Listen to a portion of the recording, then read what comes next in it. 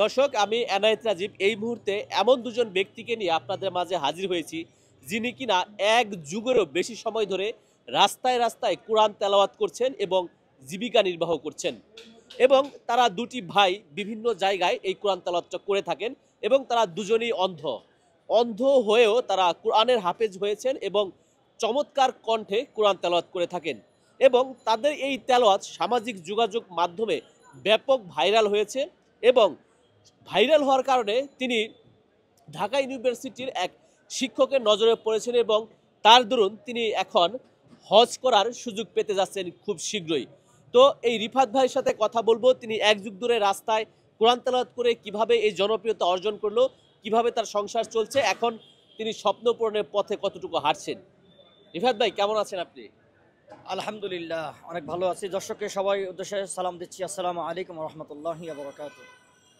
আপনি তো প্রায় এক যুগ ধরে রাস্তায় রাস্তায় তেলাওয়াত করেন, আমরা যেটা জানি, তাই তো? জি।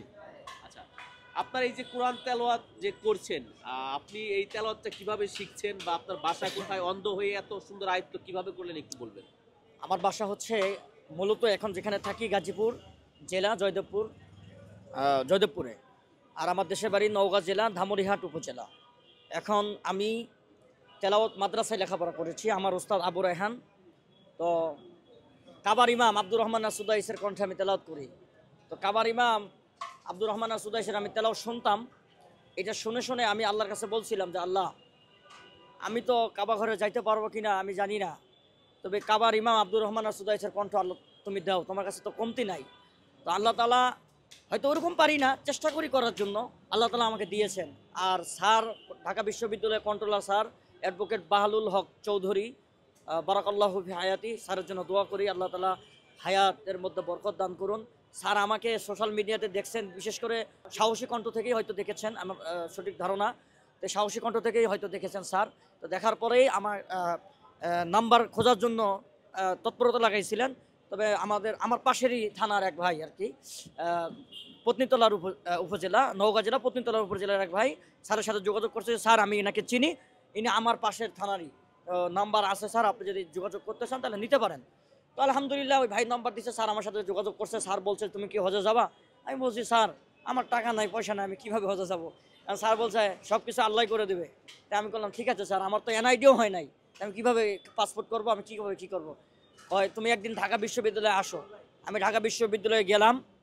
যাওয়ার পরে স্যার আমাকে সেই স্যারের পিএইচডি এর আরেকটা স্যার দিলেন, ডক্টর। ওই স্যারের সাথে গেলাম হচ্ছে এই আপনার ওই আগারগা পাসপোর্ট অফিসে। ওই পাসপোর্ট থেকে আবার আগারগা নির্বাচন অফিসে পাঠিয়ে দিচ্ছে।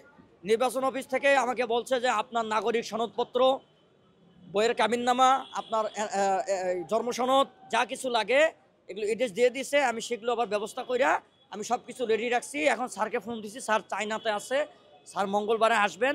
স্যার ইনশাআল্লাহ এটা নিয়ে গেলেই, আমার এনআইডি হয়ে গেলেই, পাসপোর্ট হয়ে গেলেই আলহামদুলিল্লাহ আমার সৌদিতে যাওয়া, আল্লাহর ঘর তওয়াফ করার কোনো বাধা থাকলো না। তো যাই হোক, আপনি কাবা শরীফের যে ইমাম আছেন তার কণ্ঠে আপনি সুন্দর তেলাওয়াত করতে পারেন এবং হজও যাবেন ইনশাল্লাহ, সেখানকারও মানুষ আপনার তেলাওয়াত শুনে মুগ্ধ হবে আমরা আশা করছি। তো এই মুহূর্তে আপনার কণ্ঠে সেই কাবা শরীফের ইমামের কণ্ঠে একটু তেলাওয়াত শুনতে চাই। আসসালামু আলাইকুম ওয়া রাহমাতুল্লাহি ওয়া বারাকাতুহু। দেখবেন কাবার ইমাম আব্দুর রহমান সুদাইস কি সুন্দর করে মায়াবী কণ্ঠে যখন কোরআন ভাঙ্গা গলায় তেলাওয়াত দিবেন, টান দিবেন, মনে হয় কেবলমাত্র কোরআন নাযিল হইতেছে। আল্লাহু আকবার, আল্লাহু আকবার, আলহামদুলিল্লাহি রাব্বিল আলামিন, আর রহমানির রহিম, মালিক ইয়াউমিদ্দিন,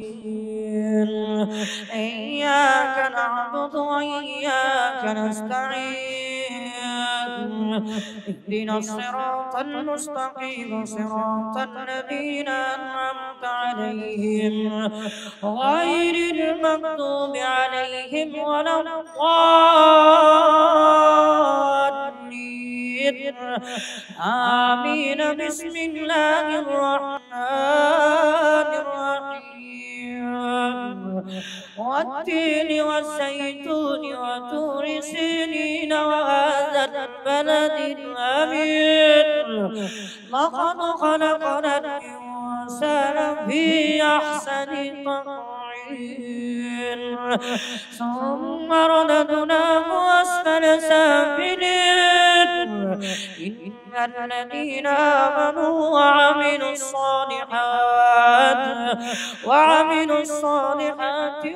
فلهم أجر غير ممنون فما يكذبك بعد بالدين عليه صلى الله بأحكم الحاكمين صدق الله العظيم মাশাআল্লাহ আমরা কাবা শরীফের ইমামের কণ্ঠে রিফাত ভাইয়ের কণ্ঠে তার কণ্ঠে মিলে একটা তেলাওয়াত শুনলাম। মাশাআল্লাহ খুব সুন্দর। তার সাথে তার ভাই আছেন, একই পরিবারে তারা দুটি সন্তান, দুটি ভাই। তিনিও অন্ধ। আসলে তার কাছে একটু অনুভূতি জানতে চাই যে আপনার ভাই এত সুন্দর করে তেলাওয়াত করে, এই ব্যাপারটা আপনার কাছে কেমন লাগে? আলহামদুলিল্লাহ। আসসালামু আলাইকুম দর্শক মণ্ডলী যারা দেখবেন, আপনারা দোয়া করবেন আমার ভাইয়ের জন্য। সবচাইতে আরেকটা খুশি ব্যাপার যে আমার আনন্দিত যে আমার ভাইয়ের যে হজে যেতে যাচ্ছে এবং আল্লাহ তাআলা রাব্বুল আলামিন তার মাধ্যমে এক স্যারের মাধ্যমে যে যেতে যাচ্ছে, আমি স্যারকে আল্লাহর কাছে লাখ শুকরিয়া আদায় করি এবং আর স্যারকে আমি দোয়া করব আমার মাথার যতগুলো চুল আছে ততগুলো যেন আল্লাহ তাআলা রাব্বুল আলামিন তাদেরকে যেন হায়াত তয়্যিবা দান করে। দর্শক, এতক্ষণ কথা বলছিলাম অন্ধ দুই হাফেজ রিফাত ভাই এবং জাহিনুর ভাই, তাদের সাথে। তারা রাস্তায় রাস্তায় তেলাওয়াত করছেন। আল্লাহ তাআলা তাদেরকে হয়তো দুটি চোখ দেন নাই, কিন্তু তাদের অনেক মেধা দিয়েছেন। সেই মেধা দিয়ে কোরআন তেলাওয়াত করে তারা জীবিকা নির্বাহ করছেন এবং সম্প্রতি তিনি হজে যাবেন, এমন একটি প্রিপারেশন চলছে। তো আমরা চাইবো আল্লাহ তাআলা তাদেরকে ভালো রাখুক, তাদের পরিবারকে ভালো রাখুক, সুস্থ রাখুক, উত্তম প্রতিদান দিক।